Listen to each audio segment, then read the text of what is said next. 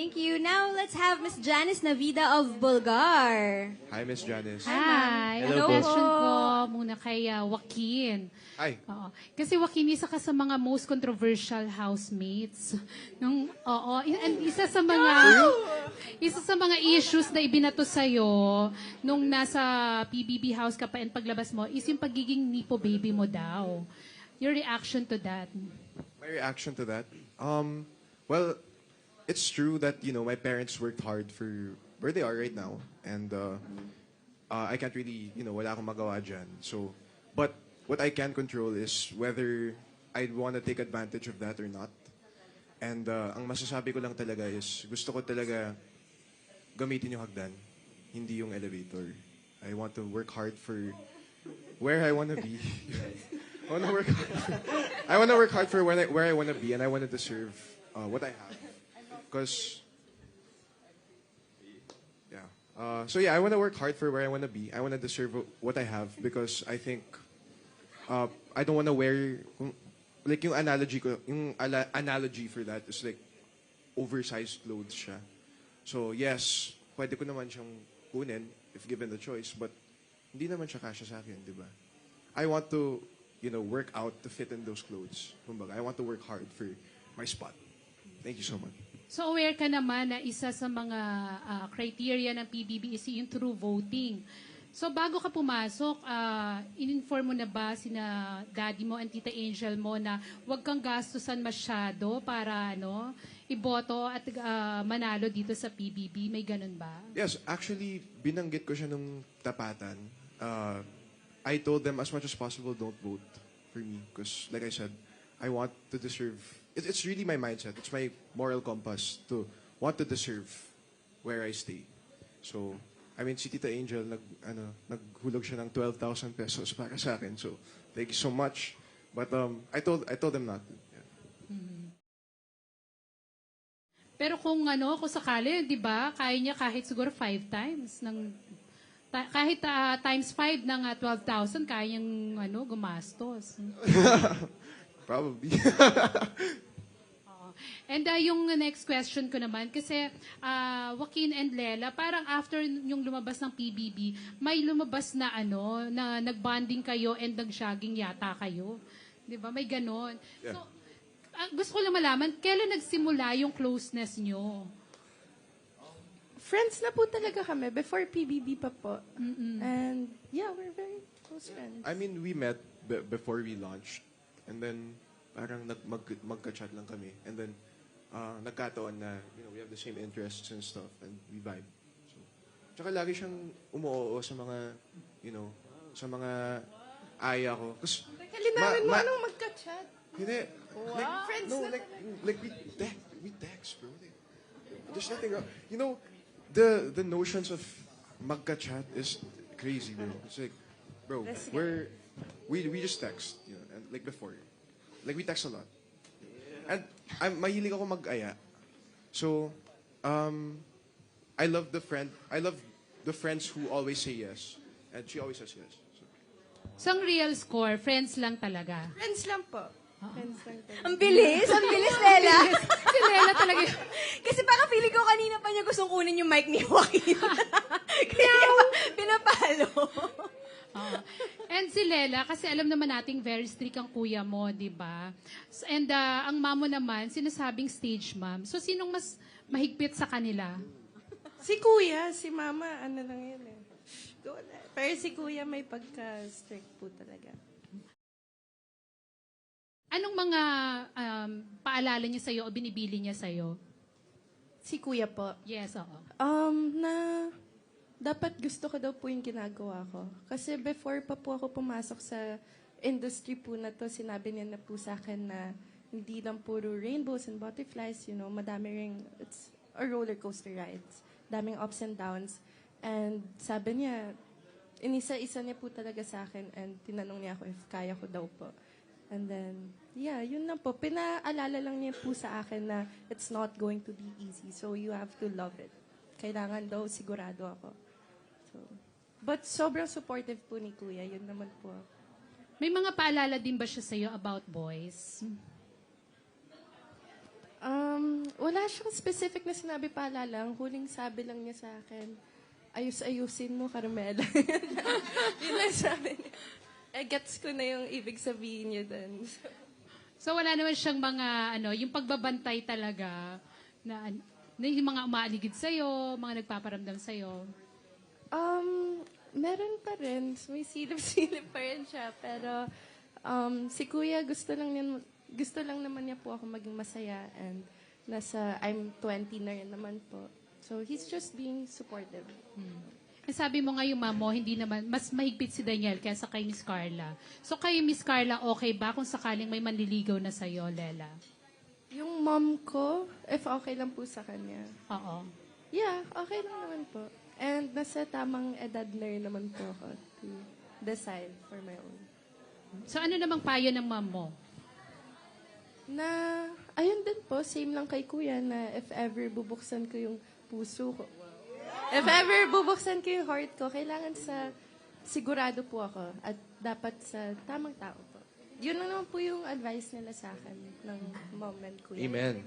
What? I mean, Sino kaya sa yung unang magkaka-boyfriend? Charot. Si Miguel. wala, bawal si mama. Bawal ligawan si mama. Si Miguel po. Girlfriend. Ayun. Thank you, Lela. Thank you po. Thank you, madam. Thank you.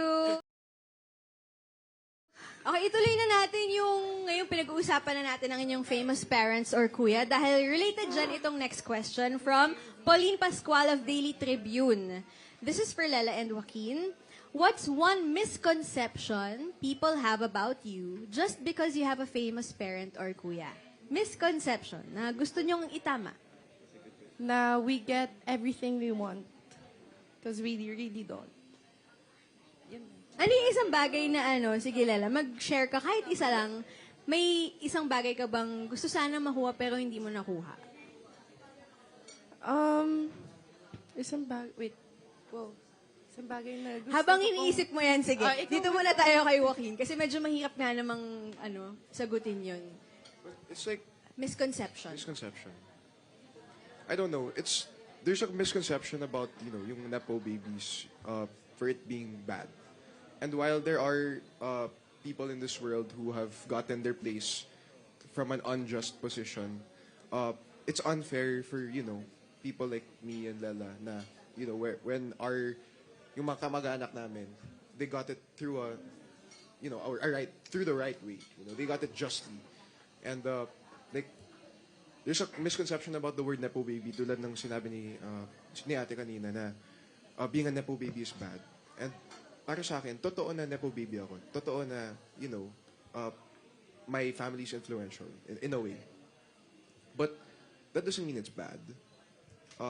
I got bashed for being a nepo baby when it didn't even have an effect on me as a person. And that's true, I grew up that way, but I just want to clear it out na it's not bad. Nagkataon lang na I grew up that way. And I grew up with those parents, but it's not bad. It's really not bad. It's bad if it's, if they got what they got from, corruption or from those bad ways, which my family was never involved in politics in the first place. So, it's bad when it's like that, but, it's not bad when they work for it. Oo, kasi nga dun na ko-connect usually yung term na nepo baby. Yes. Especially last year, di ba? Pag sinabing nepo baby, anak ng mga korakot, ganon. Pero may iba pong meaning din naman. Meron din mga nepo baby na hindi naman anak ng mga corrupt. Oo, nagkataon lang, di ba? At hindi rin nila kasalanan na yun yung parents nila, dun sila lumaki. So may kinds. Let's categorize Yes. yung nepo baby na term. Okay. And Lala, going back to you, meron ka na ba naisip na, kasi you said, isa sa misconceptions about nepo babies, may parang nakukuha nyo lahat ng gusto nyo. Pero actually, hindi naman. Ako po, siguro, yung kagustuhan ko sumali ng PBB talaga. Yung gusto ko talaga magsimula from the bottom at paghirapan yun. At gusto ko din talaga makilala ako ng mga tao. Kung sino ako. Hindi lang si Carmela, but sino si Lela. Yun po talaga para, it's a good stepping stone din po kasi for me. ang dream ko po talaga ay maging isang mahusay na actress. So, paano ako magsisimula? So, I had to do something. I had to get out of my comfort zone and push my limits and I had to push my limits to be able to reach my full potential. So, ang pagpasok ko po ng PBB for me, it's a really big step po talaga for me. Kasi if kilala niyo po ako outside, sobrang mayayain ko lang po talaga. It's not something na papasukin ko po, but I still did for my dreams, para sa pangarap ko. Yes. So, akala ng lahat, misconception is, kapag Nepo Baby, gusto mo maging sikat na artista, magaling na actress, makukuha mo agad. Pero, ikaw, you proved na, hindi, dadaan ako sa tamang proseso, gagawin ko yung ginagawa rin ng ibang mga big stars ngayon, di ba? Nagsimula rin naman sila sa PBB, from nothing, and ngayon nga, andun ka na, and you're on the path to achieving your dreams, or reaching for your dreams. Okay. Now, let's go to our next question. Do we have time for... Last na? Last na? Okay, so dahil last na to guys, we want to know kung saan ba namin kayo pwedeng abangan? Ano ba ang mga projects na dapat abangan? Or kung wala pa sa ngayon, kasi nga medyo fresh from the house pa kayo, parang over 2 weeks pa lang, ano yung mga gusto nyong gawin na pwede naming abangan din sa inyo? Mga dream projects. Abangan ka namin, Miguel. Yes, sir. Abangan niyo po si Miguel sa mga si dance Miguel projects. Vergara. TikTok! Wow. De, sige, Miguel, you go first. Ano yung mga projects na gusto mong gawin? O meron ka bang nakahanda na? Attend ka ng workshop. Yun po, mga guestings po, mga workshops, and sana in the future may project din. So, yes. Okay, ano yung gusto mong gawin para yun yung abangan ng fans ni Miguel? Mga guesting po, and then, nagiging active na ako sa TikTok. Yun, Uy, hinahanap po ako dun, so nagiging active na po ako slowly. Tapos, yun po, mga guestings, ano pa ba? Workshops, Okay. mga dance prod, Wow! mga kakanta ko. That's right. Okay. How about you, Joaquin? Ayun, like, I came in this to act, so I guess if there's something to abang, siguro yung mga projects ko po. If there's something to abang.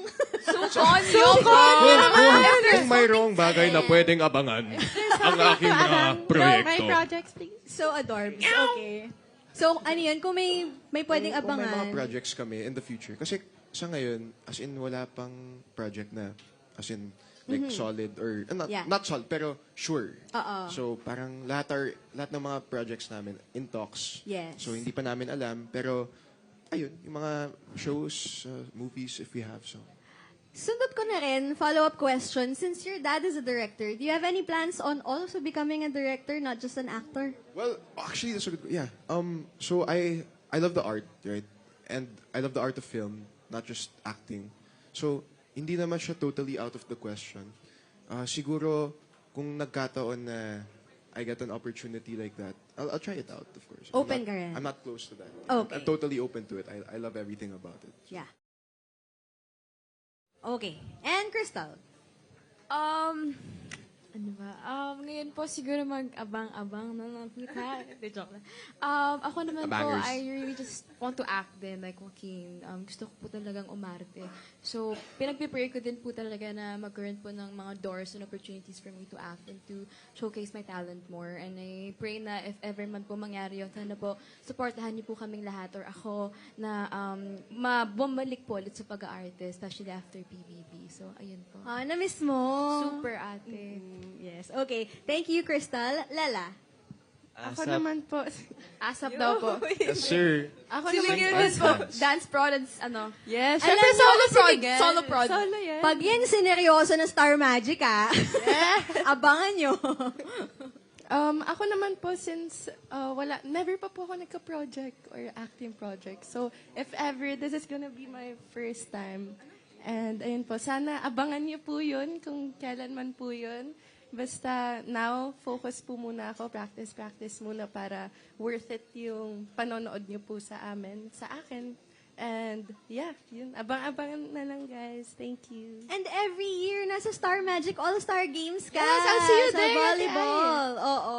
So, tingnan natin kung may Star Magic All-Star Games this year. Okay. Meron daw po. Meron, yes, So- I'll see you guys. Wow. Sabi po ni Miguel na First Ay, time po, yata. sorry. Si Tana, baka sumali sa gusto volleyball. po daw Let's sumali go. si Miguel. Mag-muay thai ka sa Si volleyball, Tana. why not? Basketball. Si Miguel Team yung halftime captain. Miguel na po, performance. Team captain ng Surprise. basketball si Migord. You would Hindi, be manonood lang surprised ako doon. gaano kagaling si Siya Miguel daw po sa yung muse. basketball. Si Miguel daw po. Oh, yes. Tsaka for sure, kung maglalaro kayo, kung sino man maglalaro sa inyo, andun yung mga housemates ninyo to Yes po. support. Diba? Manonood din sila. So, abangan Susuporta din ako sa natin inyo. yan. Okay, so maraming salamat Courtside po sa pag-subaybay sa ating Star Magic Spotlight Press Con. Sobrang special ng episode na to. We know you're very busy. Thank you so much for making time for us. Thank you So po, lastly, what's your message to all of your fans? Go ahead. I love you guys. Ay, dito pa. Mahal ko kayo. I love you guys so much! I love you. Maraming I love you. salamat sa pagnonood po. I love love you you. guys. I love you guys Na mahal so po much. namin kayo. Thank you for your love and Yes, Thank sir. you so much, everyone. Thank you. Appreciate Welcome. kami I kayo love you. lahat. Sana masarap ulam nyo. We love you so much. Yes, Yeah! I love you guys. I love you At guys. sana Set of naiintindihan nyo yun kahit sabay-sabay sila mag-thank you. Thank you. Thank you! Thank you. Thank you!